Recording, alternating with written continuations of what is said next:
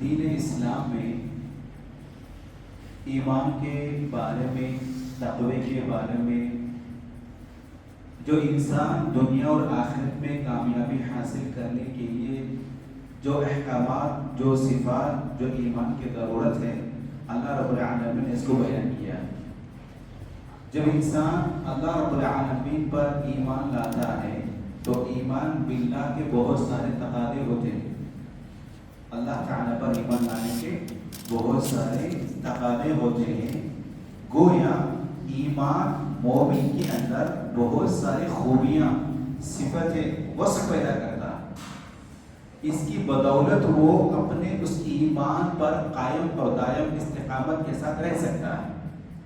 ایمان کے تقاضے، ایمان لانے کی وجہ سے مومن کے اندر جو صفات ہونا چاہیے، اگر وہ صفات اپنے اندر پیدا نہ کرے تو پھر وہ ایمان میں کمزور، پھر آگے جتنے مراحل ہوتے ہیں تمام میں ناکام ہوتے جاتے ہیں۔ انہی میں سے اہم ترین ایمان کا ایک تقاضا ہے، مومن کا صفت ہے، وصف ہے، وہ ہے صبر کرنا۔ صبر کرنا، صبر اللہ رب العالمین کے اسماء میں سے ایک نام ہے الصبور۔ اللہ تعالیٰ کا ایک نام ہے الصبور، یعنی اللہ تعالیٰ بہت صبر کرنے والا۔ صبر کا جو اصل معنی ہے، لغوی معنی، ڈکشنری معنی جو ہوتا ہے، اس کا معنی برداشت کرنا۔ کسی بھی چیز کو برداشت کرنے کو کہتے ہیں۔ صبر کرنے کا مطلب برداشت کرنا۔ پیارے نبی صلی اللہ علیہ وسلم کے بارے میں بہت سارے اعتراضات کرتے تھے لوگ۔ اللہ کے رسول صلی اللہ علیہ وسلم کے بارے میں بہت سارے اعتراض کرتے تھے کہ اللہ تعالیٰ کو کیا صرف یہ دن ہی ملا ہے؟ طائف اور بڑے بڑے شہر کے اندر بڑے بڑے مالدار ہیں، عزت والے ہیں، تجار ہیں، کیا یہ دین جو ہے اللہ کو ملا ہے نبی بنانے کے لیے؟ اگر نبی ہوتے تو کیا ہمارے طرح بازاروں میں چلتے پھرتے، کھاتے پیتے؟ اور اگر رسول ہوتے تو ان کے پاس جو ہے بہت سارے کھجور کے باغات ہونا چاہیے۔ طرح طرح کے اعتراضات کرتے تھے۔ اور آپ جانتے ہیں اچھی طرح کہ پیارے نبی صلی اللہ علیہ وسلم شروعات میں مکے میں جب نبی بنائے گئے تو آپ سب کو دعوت دیتے جا رہے ہیں، تو لوگ کیسے مشہور کر دیے؟ لوگ یہ مشہور کر دیے کہ یہ دیوانہ ہے، نعوذ باللہ، مجنون ہے، ساحر ہے، جادوگر ہے، ان کے باتوں میں ایسے جادو ہے، ان کے بات سنے تو بس ان کے ہو جاتے۔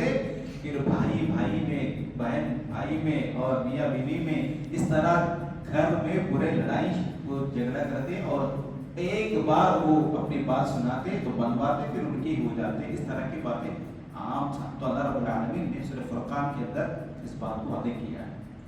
ہر زمانے میں ہر رسول کے ساتھ اس کا دشمن ہوا کرتا ہے۔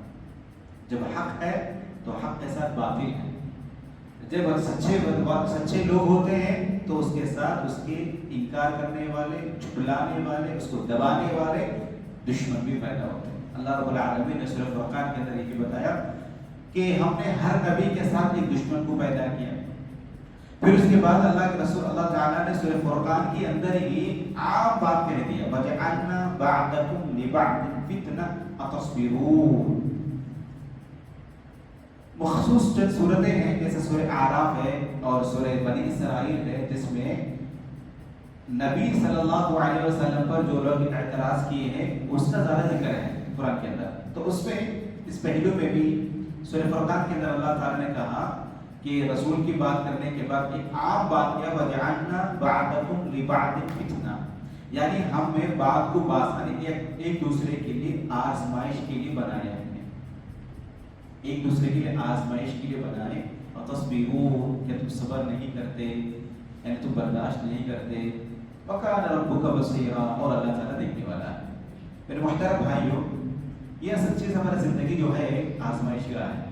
ہر طرح، ہر لمحہ، ہر پھل انسان آزمائش، اللہ رب العالمین آزماتا ہے بندے کو، ہر گھڑی آزماتا ہے۔ میاں بیوی ہے، یہ ایک دوسرے کی آزمائش ہے، ماں باپ ہے، آزمائش ہے، بال بچے ہیں، آزمائش ہے، دوستی ہے، آزمائش ہے، تجارت ہے، آزمائش ہے، یعنی جتنے لوگ مل جلتے ہیں ایک دوسرے کی، یہ آپس میں ایک دوسرے کی آزمائش ہے۔ کیونکہ آپ ایک گھر میں 4 بیٹے 5 بیٹے ہیں، بتاؤ 4-5 بیٹے کیا خیالات، ان کا جذبہ ایک ہی طرح ہوتا ہے کیا؟ سوچنے کے اندر، بات کرنے کے اندر ڈفرینٹ مختلف ہوتے ہیں. تو یہ سارے چیزیں ایک دوسرے کا آزمائش ہے. یعنی برداشت کرنا ہے, صبر کرنا, اسی کو بولتے ہیں صبر.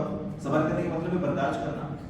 تو اللہ رب العالمین نے اس چیز کو بتا دیا کہ ہم تمام پوری زندگی میں جو مراحل ہوتے ہیں اس میں صبر کرنا.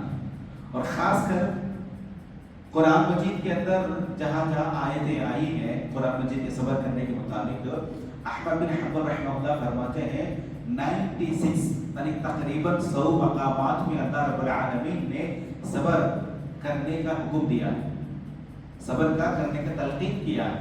اور تعجب ہوتا ہے, یعنی آپ دیکھیں بعض ایسے احکامات ہیں جو ایک دوسرے کے ساتھ ساتھ اللہ رب العالمین ذکر کرتے ہیں. جیسے اقیم الصلاۃ وآتوا الزکاۃ, ہم قرآن میں دیکھیں گے نماز کا ذکر آتا تو فوری زکات کا ذکر آ جاتا, اور جب جنت کا ذکر آتا تو پیچھے جہنم کا ذکر آتا, جب کوئی اللہ نافرمان کا ذکر آئے تو متعلق کا ذکر آتا. اللہ رب العالمین جوڑے جوڑے ایک طرف ذکر کرتے ہیں.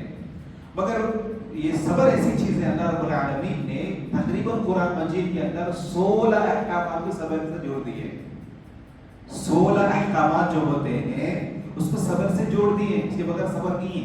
اللہ نے کہا وَإِن تَتَّقُوا وَإِن تَصْبِرُوا وَتَتَّقُوا وَإِن تَصْبِرُوا وَتَتَّقُوا, اللہ نے کہا کہ یہ صبر کرتے, تقوی یہ اختیار کرتے تو پھر ان کے کوئی دشمن کا کوئی سازش پر کوئی کام نہیں آئے گا. اب اس سے عام ہم سنتے ہیں ان اللہ مع الصابرین, عام طور پر کہتے ہیں واستعینوا بالصبر والصلاۃ. دیکھیں یہاں پہ صلاح کیسے صبر ہوتا ہے, واستعینوا بالصبر, یہاں پہ صبر کو پہلے لا گیا. یعنی بعض آیات کے اندر صبر کو پہلے مقدم کیا گیا, بعد میں پھر دوسرے عمل واستعینوا بالصبر والصلاۃ.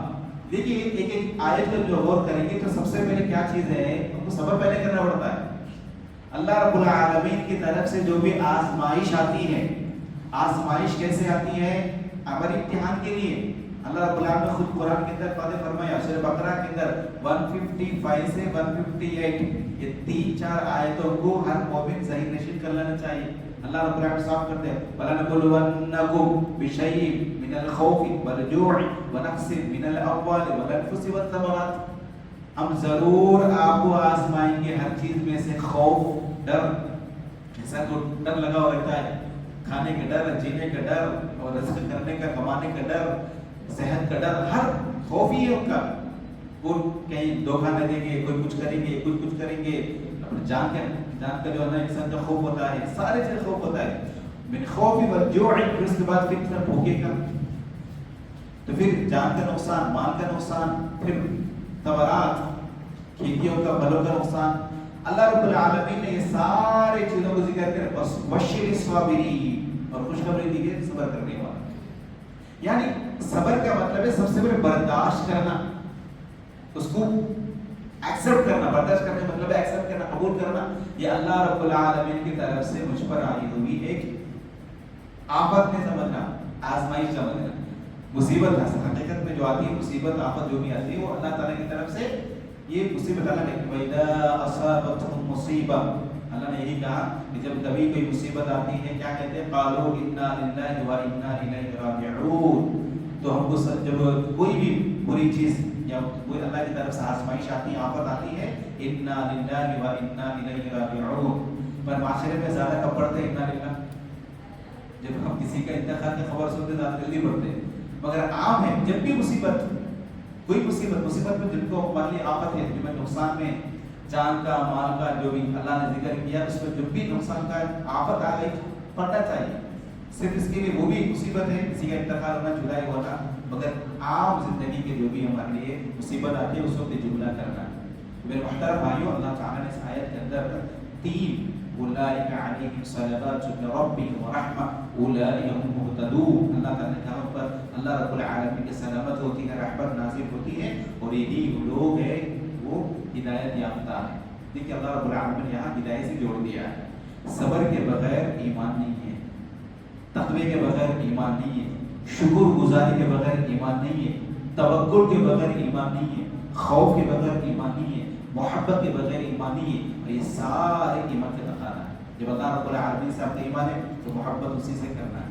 اللہ رب العالمین سے آپ محبت ہے تو اب اللہ سے ہی ڈرنا ہے. میرے محترم بھائیوں, اس آیت کے اندر اللہ تعالیٰ نے نبی صلی اللہ علیہ وسلم کے پس منظر پھر اس پر عمومی بات کیا ہے کہ ہم آپس میں جتنے بھی لوگ ہوتے ہیں، معاملات ہوتے ہیں، سارے چیزیں ہوتے ہیں، ہم ایک دوسرے کے آزمائش ہے، ہمیں ان چیز کو برداشت کرنا ہے۔ سب سے بڑھ کر اللہ رب العالمین کی طرف سے جو بھی چیز ہوتی ہے وہ میرے اور آپ کی امتحان سمجھنا ہے۔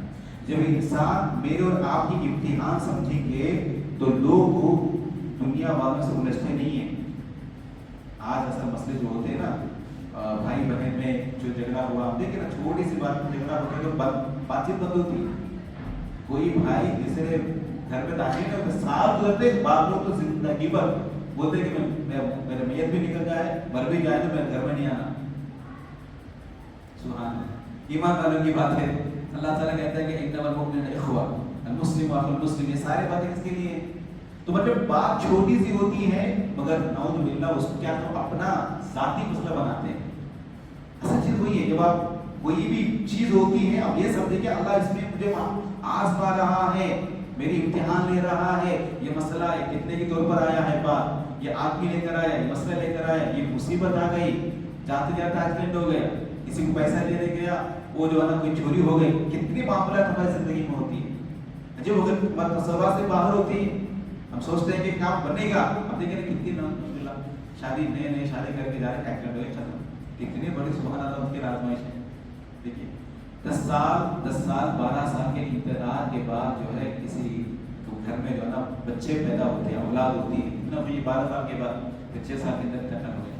تو ایسے مسائل بہت سارے ہوتے ہیں زندگی میں، تو ان تمام چیزوں کو اپنے لیے ذات کے مسئلہ میں بنائے، اس کو آزمائش بنائے اللہ کی طرف سے۔ ایک مثال میں کرتا ہوں، عبداللہ بن مسعود رضی اللہ تعالیٰ عنہ کسی اپنے نوکر کو ڈانٹ رہے تھے، تو پیارے نبی صلی اللہ علیہ وسلم نے کیا کہا؟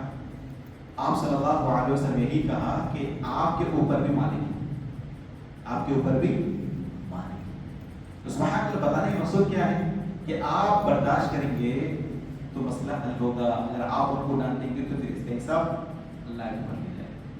تو اس میں صبر کرنے میں سبحان اللہ اس مسئلے کو، یعنی میری آزمائش کے لیے، میری آفت کے لیے، میری آزمانی کے لیے جب انسان سمجھے گا تو سبحان اللہ بہت سارے مسائل ہوں گے۔ اور یاد رکھیے آج جو جھگڑے ہوتے ہیں نا، یہ میں تو بھی چھوڑتے نا، اصل چیز تو ہوئی آپ دیکھیے معاشرے میں ہوتا، کمزور آدمی دیکھے تو وہ زبان والا ختم پر ایسا ظلم کرتا، مار پیٹ بھی ہوتی، چھوڑ دے مسئلہ، تھوڑی سی پیچھے سے گاڑی تک لگ گئی ان کو، دیکھیں آپ کیا تماشا ہوتا ٹرافک میں، یہ سب کس کا ہے؟ برداشت کرنے کا مانتا ہی نہیں، وہی ہوتا ہے، عام بات ہے، کسی کا جلدی میں کسی پیچھے سے ان کو لگتا ہے، کسی سے لگتا ہے، ایسا کئی معاملات زندگی میں ہوتی ہے، مگر صرف وہ برداشت کرنے کا مانتا نہیں ہونے سے، صبر کرنے کا مانتا نہیں ہونے سے، اور خود یہ جو معاملات دنیا بھر میں یا مصیبت میں اللہ کی تقدیر کی وجہ سے جو معاملہ ہو رہے ہیں وہ اللہ کی تقدیر کا حصہ نہ ماننے سے یہ سارے چیزیں ہوتی ہیں۔ تو میرے بھائیوں بتانا مقصود یہی ہے، یہ سارے جو ہے ایمان کے تقاضے ہیں، تو ان تمام کو جو ہے نا اپنے اندر پیدا کرنے میں کوشش کرنا چاہیے۔ یہ سارے تقدیر کے بھی اس لیے تقدیر پر ایمان میں ہمارے مضبوط کر دیتے ہیں۔ اللہ رب العالمین سے دعا ہے اللہ تعالیٰ جو آپ تمام کو ایمان باللہ کے جتنے بھی تقاضے ہیں، صفتیں ہیں، اور اپنے اندر پیدا کرنے کا توفیق عطا فرمائے۔ اللہ رب العالمین کو بشر الصابرین، خوش نصیب جنت میں نعمت پانے والے صابرین میں سے اللہ نے بنائے۔ اللہ تعالیٰ تمام کو اپنی فضل و کرم سے، رحمت سے، ہر برائی سے، شر سے اللہ محفوظ رکھیں۔ اللہ تعالیٰ اپنے کام سے دل کا توفیق عطا فرمائے۔ آمین یا رب العالمین۔ سبحان اللہ و بحمدہ، اشہد ان لا الہ الا